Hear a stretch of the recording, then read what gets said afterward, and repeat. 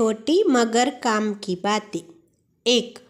भोजन बनाने से पहले अग्निदेव को प्रणाम करें। 2.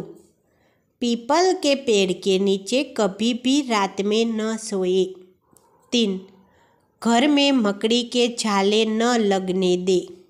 4. वास्तु दोष से बचने के लिए घर में नमक के पानी का पोछा लगाइए। 5. बच्चों के कमरे में कभी भी हिंसक तस्वीरें न लगाइए।